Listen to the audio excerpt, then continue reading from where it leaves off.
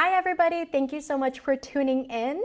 Today, like always, we're going to be doing a step-by-step step-by-step overview of how to go about getting your licensing.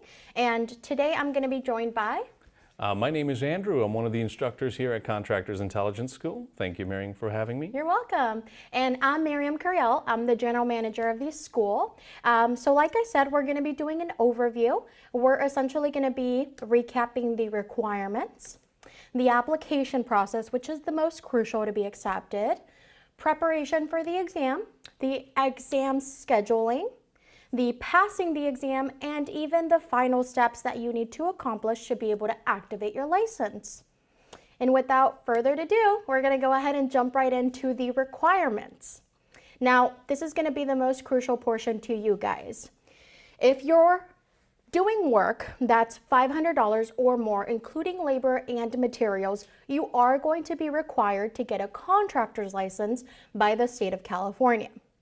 Now, let's say that you fall into that criteria. You're also going to need to meet a few other steps. You need to at least be 18 years old, or we recommend that you be at least 23 years old here at CIS, specifically because of the experience requirement. 4 years at journeyman level. And journeyman level is just a fancy way of going about saying that you have 4 years of experience unsupervised in a company that you've worked your way up to, or you have finished an apprenticeship and additionally you have gained field experience to accompany that. So that's all that means. And again, 23 years of age is typically the age where the majority of people accomplish that. Now, the other requirement is that you need to have a social security number, but the great news is that you can also apply with an ITIN, and that is a common misconception. Most people think that you do need to have a social in order to apply. Great news is you can apply with an ITIN, right, Andrew? Perfect. Exactly. Now, there are other ways to apply, right, that are a little not common. Owner builder is actually one of those. Yes. Yeah. And let's jump into Show the audience, of course. Absolutely. So owner builder essentially means that you've built the house as the owner, or you've extensively remodeled it, or maybe even built an ADU on your property. Now, it does come with some specifications that you need to meet. Yeah. You must own the home. It's in the name, owner builder, right? So you must own the home. You must have the knowledge and skill in order to be able to perform this.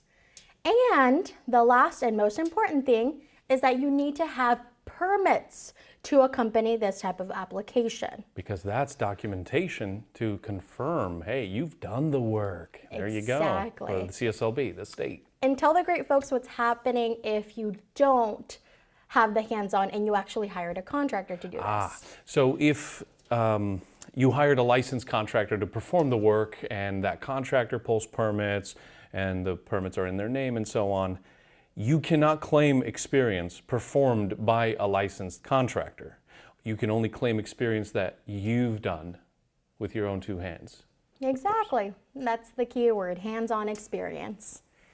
Now, there is another way to apply that, again, isn't that common, but is also acceptable. That would be self-employed experience, as shown on the screen. Now, you do need to have 4 years of experience, 4 years worth of documentation to accompany this type of experience, and that's just because the state can't take your word for it. They do have to verify that you're an experienced individual in order to provide you a contractor's license. You do need to show documents, like I said, such as tax documents.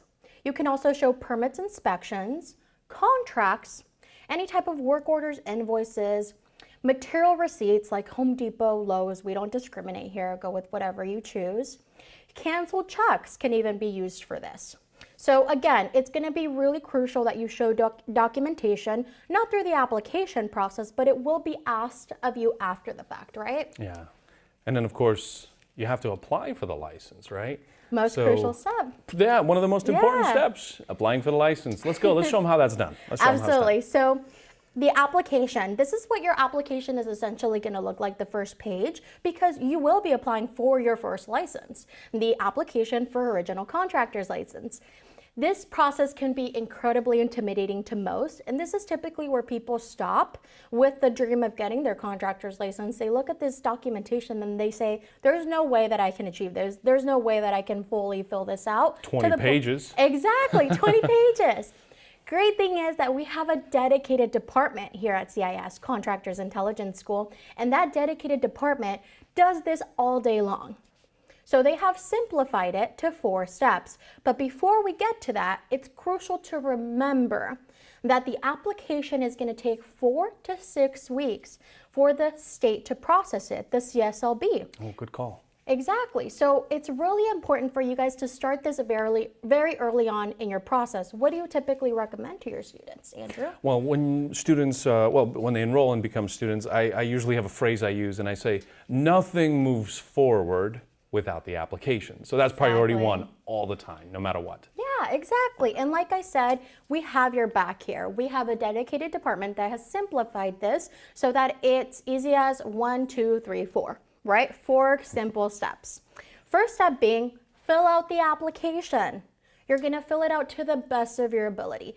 The only thing that you know is your name, then go ahead and put it down. You're gonna leave everything else empty, and then you're gonna submit it for review and feedback so that our department that's specifically handling applications here can look through it and see if you're missing anything, give you recommendations, tell you exactly what you're missing, or even make corrections. And if you do see corrections, the important thing to do is make those corrections effective on your original copy, right?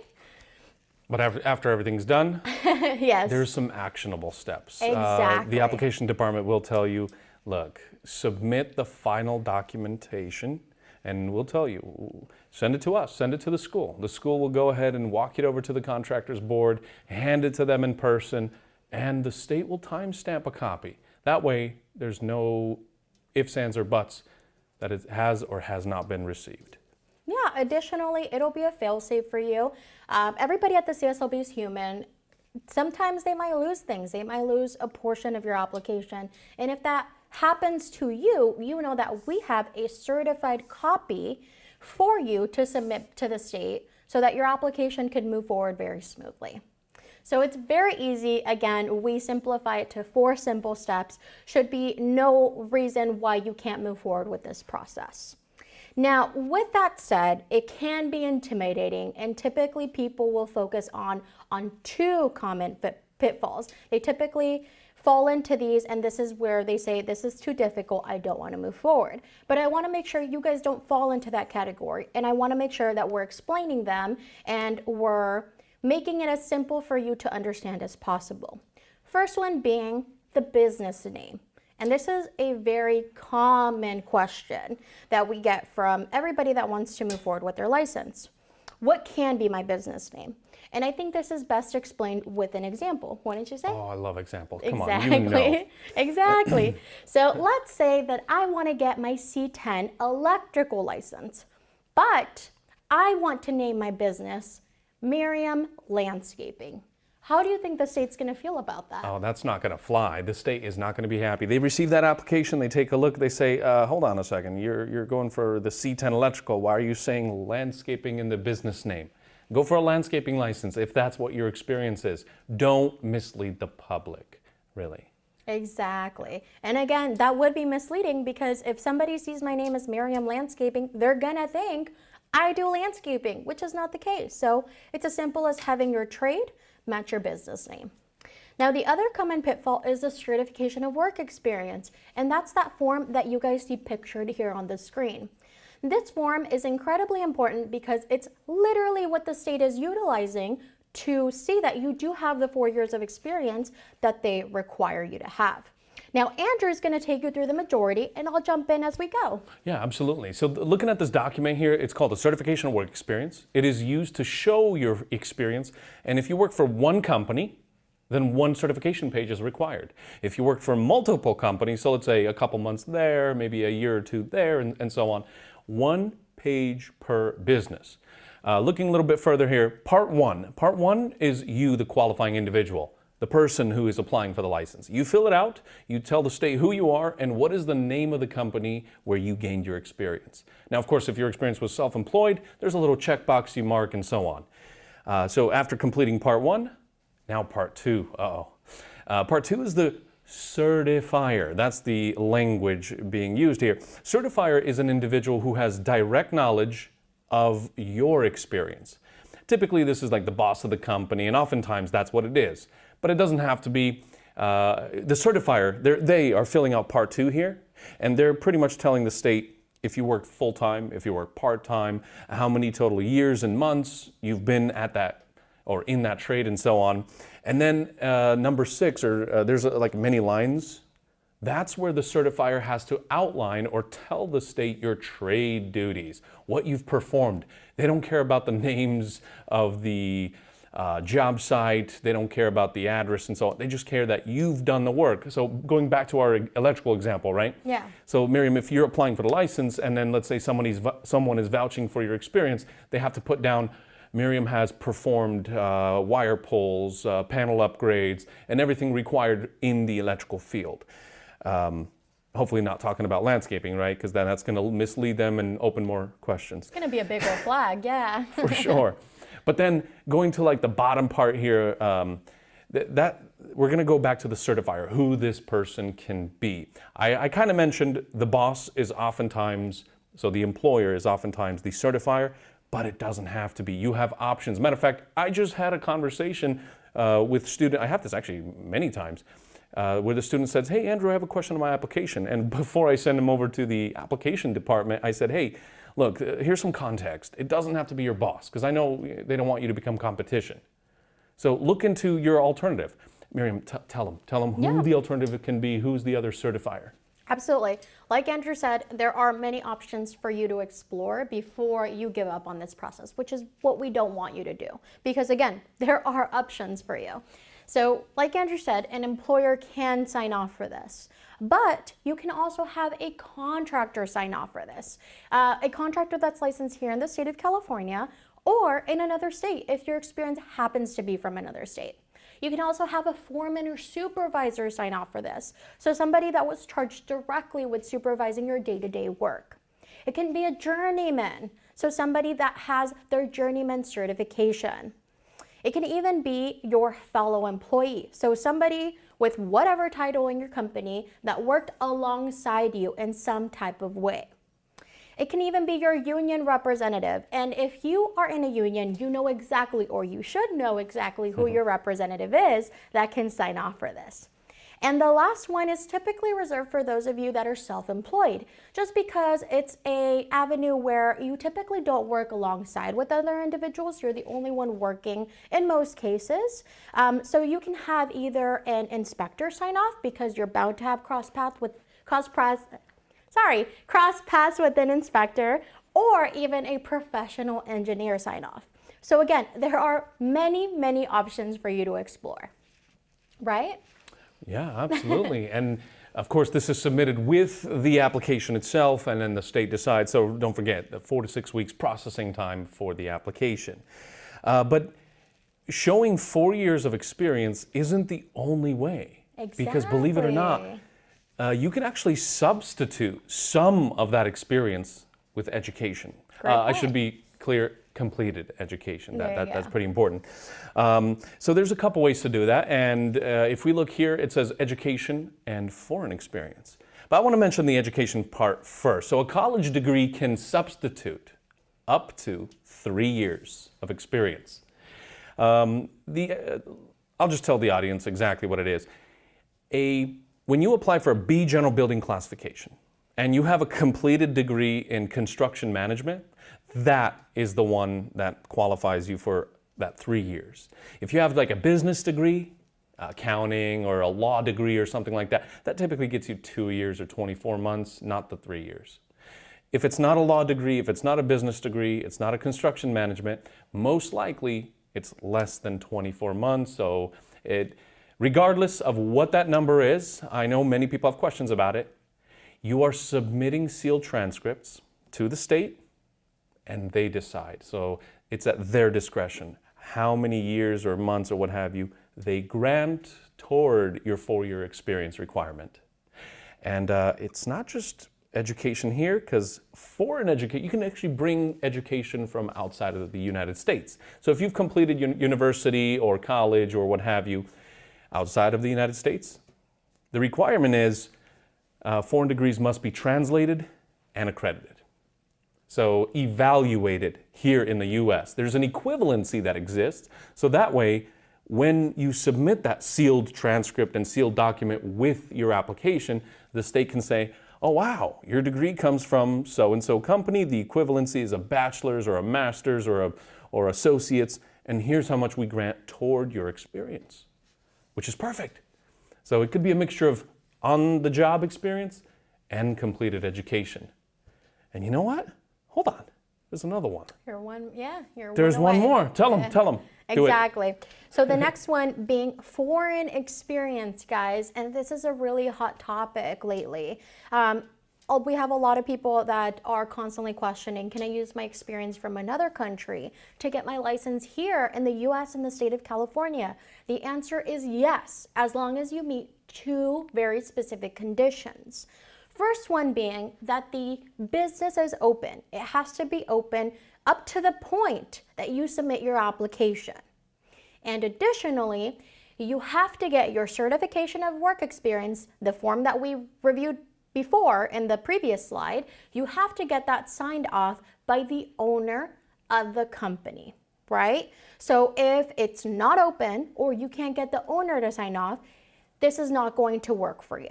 Additionally, if you are the owner of the company from the foreign country, it will also not work for you. That is not accepted. But I think we've bored them enough with how to qualify, right? I think we should jump into how to prepare, because that's going to be the really important question. I see. Well, yes, it's very important to show experience, because really, I told you, nothing moves forward without the application and so on. But once your application is approved, you have to pass 2 exams. So there's a requirement. There's the law and business, or the legal exam. It's known as the law and business exam. That covers construction law, contracts, business practices, operating a company. After all, you're going to be a licensed contractor, most likely hiring employees, dealing with clientele, and so on. But that's just the law and business side. There's also the trade examination. That exam tests your skills for the classification you're applying. So if you're going for that electrical, of course, many questions will be about the electrical, or all the questions will be about electrical. If you're going for general building, there's going to be general building type questions. Something to know, very cool, is the Contractor State License Board, they write the questions. They bring in licensed contractors who are actively working in the field, and they write those questions. So it's really like your boss or your coworker, most likely, those who've been licensed for 5, 10, and so on years, they wrote those questions. And everybody's passing those exams, or taking those exams, and hopefully they're passing. They better be. Yeah, with us, right? Yeah. We'll make sure that happens. But overall, you got to prepare for 2 exams, law and business and a trade. Of course, there are limited specialties that don't have a trade, but that's a question for another day. And as a school, we typically recommend minimum 30 minutes a day. That's more than enough for most people to prepare. But they have to prepare for something or use something.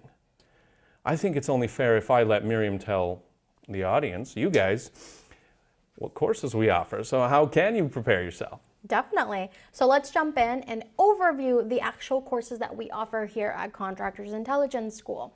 As you can see, the first one that we're showcasing is the traditional home study package. And this package is going to be for those that prefer to have a hands-on experience, right? They prefer to have the physical books in their hands so they can notate, highlight, or even refer to after the fact, because they're going to have very important tidbits of information that you can use later when you're actually using your contractor's license in the field. It's also going to come with CDs and DVDs, so if you still have that type of thing to play those, then feel free to order them as well. It's going to come with practice exams, and the overall success that's attributed to our school is specifically through those practice exams. We've been told time and time again that these practice exams are going to be very similar to the actual questions that you're going to view on the exam. So it's a great preparation tool, and we use them as a simulation so that you can get accustomed to the exam, get accustomed to what the questions are going to look like, the format, the time, because we time you as well just to prepare you and get you into that habit. It's also going to come with instructor support. Hey. So if you have any questions, we have 2 instructors. We have Fernando and we have Andrew. We have an English and we have a Spanish. So we can meet any of your needs and answer any of your questions. It also comes with a 100% pass exam money back guarantee, because we are so focused on your success and we know you're going to succeed because 98% of our students pass on their first try. Therefore, you shouldn't have to fall in that tiny itty bitty margin of 2%, right? If you actually focus and use our material, you will be successful. Now, we also have a full online course. We're the only school in the entire state of California that utilizes a fully online platform. So if you have a commute or you drive daily to job sites, or even if you just want to pop in your headphones on your lunch break, because you shouldn't be using them on your day-to-day, right? That's not safe. Or the mobile app, hey, or the phone. Exactly, it's not safe. But if you have a 30-minute lunch, if you have some breaks scattered throughout your day, you can definitely use that to accomplish your 30 minutes of studying for that day. Comes with online practice exams, reading material, audios, videos, instructor support, and it comes with our 100% pass exam money back guarantee, again, because we're very invested in your success and we want to make sure that you do succeed, and we're very confident that you will. Additionally, we also have a hybrid of those two. So the full online course plus the live streaming, because we also offer classes either in person or live stream if you can't make that. And who better to talk about them than the actual instructor that you're going to be seeing? Okay, well, I guess I should probably start talking about those classes. Really, regardless of which package you choose, classes are either in person or live streamed. So you can do that from the comfort of your home, or you can be with like-minded students and come to our class locations. And if you need a little bit more discussion on that, just reach out to the school. We're more than happy to describe or address any additional concerns or questions regarding that. But let's talk about the classes a little bit further, because it says here types of classes. We have the evening classes. These are more of to get you into the process. So you're on the path to success. 4 sessions typically exist for this, whether it's on evenings like Tuesdays or Thursdays or whatever the situation calls for, English or Spanish. You would complete them, and we hold them every month. They're like 4 in a row or 4 weeks in a row, and then as you, I guess, complete the application, you complete these classes and so on, and you've completed your studying. Then we kind of roll down to the crash course, the weekend classes. There we go. So 2 sessions focused on reviewing the material before the exam. So crash course, you have an exam on Monday or Tuesday or Wednesday, or whatever the situation is. And then you come the weekend before, you're fresh, you succeed on your first try, you become another success story. And that's really what we're after, you becoming another success story with us. Yeah, so sending in your application, preparing for the exams, doing the classes, all part of the process. But let's not forget, let's remind our audience that you still have to schedule your test. And the state, the CSLB, they no longer schedule your exam for you. They actually tell you to reach out to the testing center, PSI. You're going to have to schedule the exam on your end. Miriam, let's see if we can tell them a little bit about that. Definitely. So overall, you're going to need to schedule it. It's going to take about 4 weeks, right, for you to receive notice back when you've submitted your application. Because if you remember the slide about the actual application where we basically thrust all that fear on you and told you how intimidating it was going to be, but it doesn't have to be.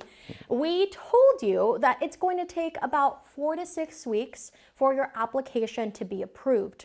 Now, this is what this is talking about, 4 weeks. you're going to have 4 weeks typically for you to receive a notification that you're ready to move forward and schedule the exam. Now, when you schedule the exam, make sure that you're looking at which exam you're scheduling. I cannot explain to you how many times people have called me and said, hey, I scheduled both exams, but I went in and I was only scheduled for the law. That's because you have to schedule them separately. Once you schedule one, it doesn't mean that you're automatically scheduled for the other one. Well, you said they schedule both exams. You know the confusion often comes in because the title of the law exam is called Law and Business. So it feels like it's 2 exams you're scheduling, but it's That's just very one. true. You know, So I never caught on to that. I have that issue too, yeah. Absolutely.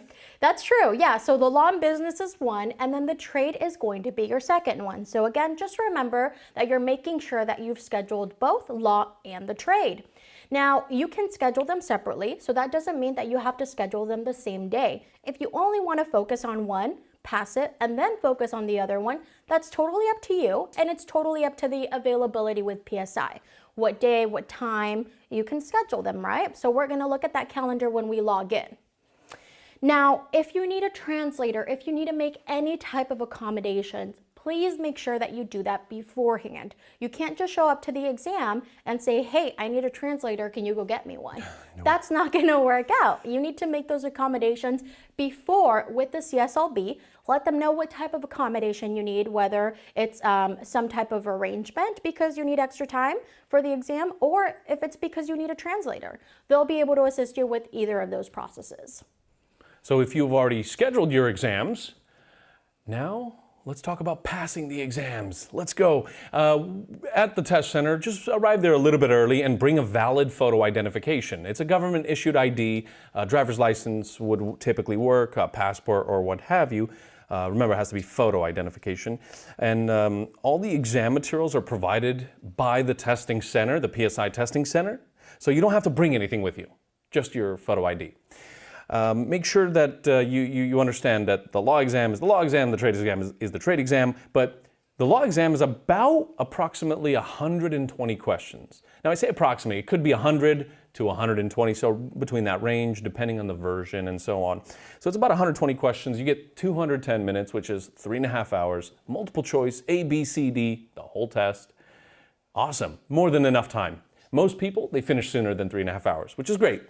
The trade exam is very, very similar. It also has 120 questions, approximately. You get 3.5 hours, multiple choice. But for the trade exam, you get a couple additional items given to you during the test, which is like a little booklet with blueprints and like a little architectural scale and so on. So you don't bring anything, just a friendly reminder. You just show up ready to pass the exam.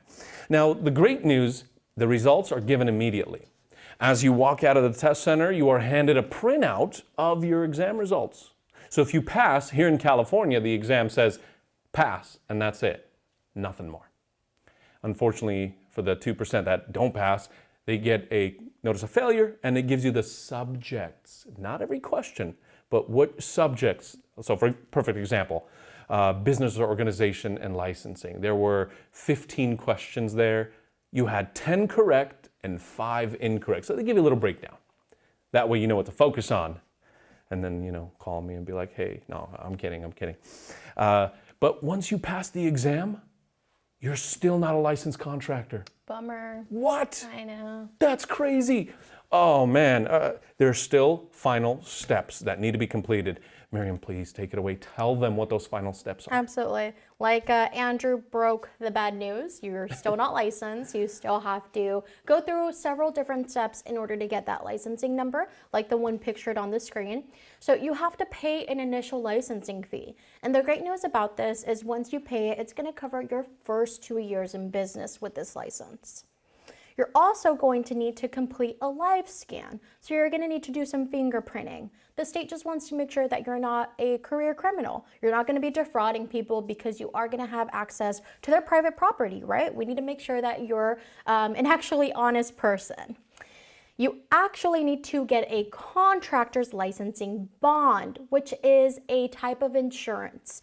And our friends at Pro Builders can actually assist you with this and give you any information you need regarding this bond if you call the number pictured on the screen, the 800-823-6415. They can also assist you with your workers' comp because they're a one-stop shop. They can help you with any type of insurance that you need for your contractor's license. Workers' compensation is going to be typically required if you have employees, but you can ask Pro Builders to see if you qualify for any type of exemptions or what the laws are regarding workers' comp with your classification. Correct. They'll be able to educate you on that. Now you have to submit an open book asbestos exam. Wait a minute, another test? I know. Oh, that's what I good typically grief. get. But guess what? It's not going to be like the state exam. It's going to be an open book exam where you have a computer you log into, you go to the website they provide you, you enter your information, you read a pamphlet about the dangers of asbestos, how to identify asbestos, and what to do if you encounter asbestos. Yeah, or who's qualified to remove it, and so on. Exactly. So the state just wants to make sure that there's no excuse. So if you encounter asbestos and you don't act appropriately, guess what? They have it on file that you took this quiz, you took this exam, and you should know what to do, how to move forward when you encounter that. So there will be no excuses. So please pay attention to that open book asbestos exam. I know it's a formality, but it's important for you in your career. And after you do that, guess what? You still have to wait. Oh no. I know. You still don't have a license. It typically Why? takes a few weeks for the CSLB to process it, make sure that you have all of the necessary steps completed, and about in 2 to 3 weeks, they'll mail you, and you'll also be able to see it on their website. As soon as you're issued a license number, it'll say on there your license number, but you will get that nifty contractor's licensing card in the mail as well. So pocket card and wall certificate. That's what you're issued. Exactly. And again, it will show on their website once it's been issued to you, so you don't have to wait for anything in the mail. Wonderful. Yeah. And with that, guys, we have completed our presentation. This was literally a step-by-step guide on how to get your contractor's license. I really hope it helped you guys. If you sign up with us, if you don't, we just want to make sure that you're successful with this process and you're not scared away. So again, my name was Miriam Curiel, and I was joined by Andrew. Thank you so much, guys, and you have a wonderful night. All right, cheers.